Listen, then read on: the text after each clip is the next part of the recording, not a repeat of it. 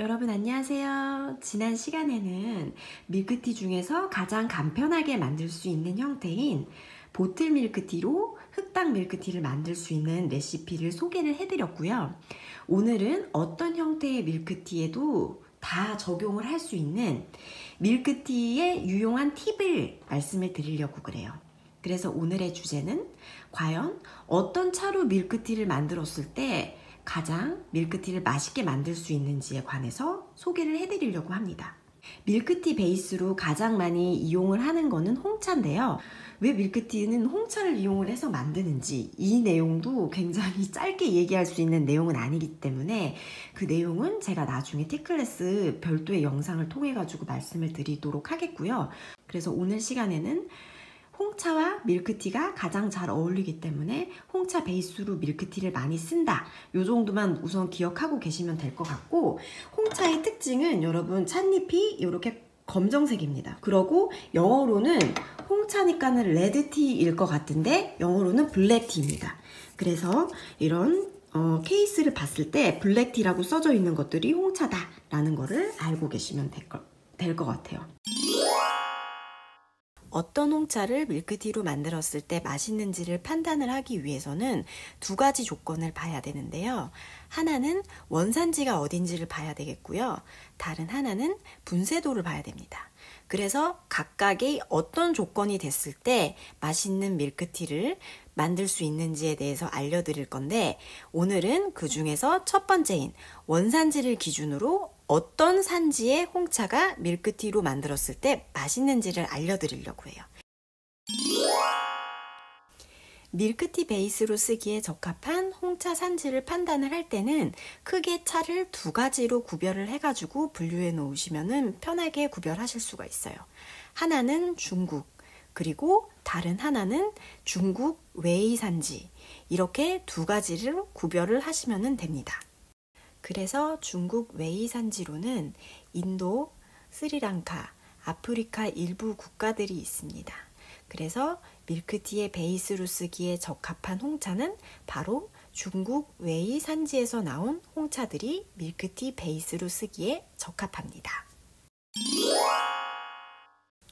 그러면 왜 그렇게 산지를 두 가지로 나뉘는지 궁금하실 텐데요.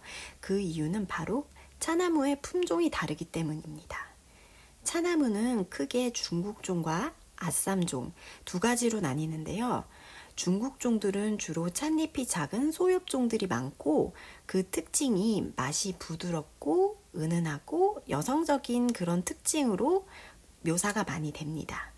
그에 반해 아쌈종들은 찻잎의 크기가 큰 대엽종들이 많고, 중국종에 비해서 맛이 강하고 진하고 바디감이 더 있고 남성적인 느낌을 가진 차들이 많은 편입니다. 이렇게 두 가지 품종의 맛 차이가 나는 이유는 바로 찻잎 내의 특정 성분 때문인데요. 바로 폴리페놀 내의 탄닌이라고 하는 성분 때문입니다. 탄닌은 들어보신 분들도 많을 텐데요. 이 탄닌이 바로 맛 중에서 떫은 맛을 내게 하는 원인이 됩니다. 아쌈종들 같이 대엽종에는 이러한 탄닌의 양이 많기 때문에 맛이 쓰고 떫은 편이고요. 중국종들 같은 경우에는 아쌈종에 비해서 탄닌의 양이 적기 때문에 맛이 떫은 맛이 덜하고 좀 부드럽고 은은한 맛이 나는 편입니다. 밀크티의 경우에는 차를 우린 다음에 우유를 넣는 거기 때문에 어느 정도 기본 재료가 되는 차들 같은 경우에는 쓰고 떫고 진한 차들을 써주는 게 밀크티의 맛이 훨씬 더 좋기 때문에 중국종들보다는 탄닌의 양이 많아 좀 떫은 맛이 나는 아쌈종들의 찻잎을 써주는 게 훨씬 밀크티의 맛 개선에 도움이 된다는 거죠. 자, 그러면은 구체적인 산지들에 대해서 다시 한번 설명을 드려볼까요? 인도 같은 경우에는 인도의 가장 대표적인 이 홍차 산지가 바로 아쌈이잖아요. 이 아쌈. 아쌈이 이제 아쌈 지역인 당연히 아쌈종을 이용을 해가지고 사용을 하고 있고요. 인도 전 지역이 대부분 아쌈종을 사용을 하는데 유일한 예외라고 할까요? 그런 지역이 있다면 바로 인도 북부에 위치한 다즐링 지역입니다. 역사적으로 이제 올라가 보면은 다즐링 같은 경우에는 인도에서 유일하게 중국종의 재배가 성공한 산지입니다. 그래서 아직도 이런 유서 깊은 애호가들 사이에서 좀 명망이 높은 그런 다원들 같은 경우에는 초기에 사용했던 중국종들의 그런 품종 보존을 잘 하고 있는 지역들이 좀 애호가들 사이에서도 굉장히 또 좋은 다즐링으로 이렇게 입소문이 나고 있습니다. 그래서 좀 다즐링 지역 같은 경우에는 그런 지리적인 좀 역사적인 그런 특징이 있기 때문에 모든 다즐링들이 다 그렇지는 않지만 대부분의 다즐링들은 좀 중국종이 섞여 있기 때문에 아무래도 일반 다른 지역의 인도 홍차들에 비해서는 우유하고의 밸런싱이 좀 떨어지는 그런 편입니다. 실론티 같은 경우에도 실론티라고 하는 거는 여러분 스리랑카 차를 통칭하는 그냥 단어입니다.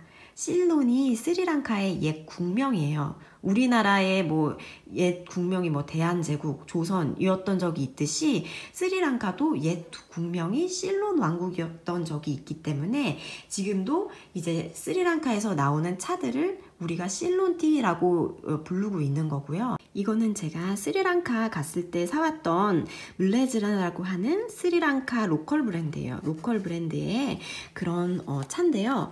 보시면은 스리랑카 차들 같은 경우에는 스리랑카 차만을 이용해서 만든 차들은 이렇게 사자 로고가 있어요. 이 사자도 옛날 이 실론 왕국의 심볼이어가지고 지금도 심볼로 쓰이고 있고 이렇게 사자 문양과 실론티라고 이렇게 써져 있습니다. 그래서 이 스리랑카에서 나온 차들 같은 경우에도 아쌈종을 이용을 해가지고 차나무를 계속해가지고 이제 재달을 하고 있기 때문에 스리랑카의 홍차들도 밀크티를 만들기에 적합한 경우가 많습니다. 스리랑카에서도 여러분 예외가 있어요. 스리랑카 같은 경우에는 고지대에서 나온 차들 같은 경우에는 좀 밀크티로 만들기에 적합하지 않은 편이에요. 대표적인 게 이게 이제 누아라 엘리아라고 하는 그런 산지인데요. 고지대의 홍차들 같은 경우에는 그 고랭지 배추 같은 경우 맛이 더 좀 부드럽고 더 감칠맛이 나고 막 그런 느낌이 있잖아요. 차도 똑같아요. 고지대에서 나온 차들 같은 경우에는 특징이 좀 부드럽고 그런 탄닌, 폴리페놀 성분이 적은 게 특징이라 좀 맛이 은은하기 때문에 우유를 넣어서 먹는 것보다는 스트레이트 형태로 차를 즐기는 경우가 많은데 이 스리랑카 내에서는 누아라 엘리아가 가장 대표적인 고지대 차기 때문에 스리랑카 차들 중에서 누아라 엘리아를 제외한 차들이 이제 밀크티에 쓰기에 적합한 편이고요. 자, 마지막으로 아프리카 지역에 대해서 말씀을 드리려고 하는데요. 아프리카에도 홍차가 나오나요? 인도, 스리랑카는 들어봤는데 아프리카는 잘 모르겠어요 라고 하시는데 여러분 생각보다 아프리카 지역에서 홍차가 많이 나옵니다. 얘 같은 경우에 이 두 개 같은 경우에는 지금 케냐 홍차거든요. 여기도 보시면은 퓨어 케냐 티라고 써져 있고 그쵸? 요거는 케냐 로컬 브랜드입니다. 케냐 가신 분이 선물해 주셨어요. 그 다음에 얘는 러시아 그린필드의 케냐 선라이즈라고 해가지고 역시 이 케리초라고 하는 곳이 케냐 내에서 좀 유명한 주요 산지 중에 한 곳인데 둘 다 이 케냐 케리초 지역의 찻잎을 이용을 해서 만든 그런 차들이고요. 케냐가 여러분 홍차 생산 그 양을 따지면은 거의 한 전 세계적으로 한 3위 정도가 되는 그런 산지입니다. 홍차 기준으로 했을 때. 그래서 생각보다 많은 양을 생산을 하고 있고 요새 좀 케냐도 있고 그 다음에 이거 같은 경우에는 포트넘 앤 메이슨이라고 하는 영국 브랜드에서 나온 차인데 이거 보시면은 르완다. 얘는 르완다 홍차입니다. 그래서 르완다, 말라위, 케냐 이런 아프리카 지역 같은 경우에도 아쌈종을 이용을 해가지고 이렇게 차를 만들고 있기 때문에 아프리카 홍차들 같은 경우도 밀크티로 쓰면 맛있는 편이에요. 하나의 산지의 차만을 이용해서 만든 차들, 특정 산지의 차들은 싱글 오리진 티라고 하는데, 싱글 오리진 티들 같은 경우에는 이름에서 쉽게 볼 수 있다. 그래서 얘 같은 경우에는 포트넘 앤 메이슨에서 싱글 오리진 시리즈예요. 보시면은 그래서 이름에 다 산지의 그 명칭이 붙어 있습니다. 그래서 실론, 루안다, 아쌈 이런 식으로. 아쌈은 대표적인 이제 인도 산지고 아쌈종 떠오르시면은 이제 될 것 같아요. 그 다음에 루안다, 아프리카. 그 다음에 실론, 아까 스리랑카의 옛 국명이 실론이어서 스리랑카 홍차들을 실론이라고 한다 말씀드렸을 거예요. 그래서 실론이니까 이 세 개는 그래도 어느 정도 중국 외의 산지구나 라는 거를 판단을 하실 수가 있을 것 같고요. 그리고 그린필드에서 나오는 이런 차들도 보시면은 실론, 그 다음에 케냐 이런 식으로 차 이름에서 그 산지의 정보를 알 수 있는 경우가 많습니다. 그래서 우선 이름을 보면 알 수 있다.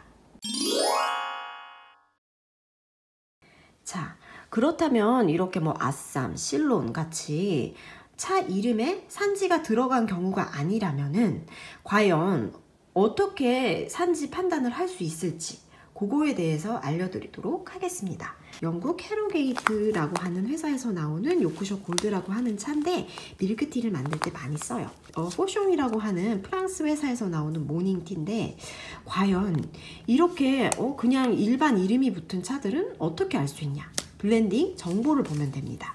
자, 이 헤로게이트 요크셔 골드 같은 경우에는 정식으로 수입 통관된 차예요. 한국에 정식으로 수입 통관된 차들은 식약청의 식품 통관을 거쳐가지고 유통이 되는 건데 이런 식으로 한글 표시사항 스티커를 부착하도록 되어 있습니다. 그래서 이런 한글 표시사항 스티커를 보면은 대부분 알 수가 있고요. 이 요크셔 골드를 보면은 자, 여러분 아주 친절하게 다 표시를 해줬어요. 그래서 인도산, 스리랑카산, 루안다산 세 가지 산지의 홍찻잎을 섞어가지고 만든 차다라는 거를 이렇게 표시를 해줬습니다.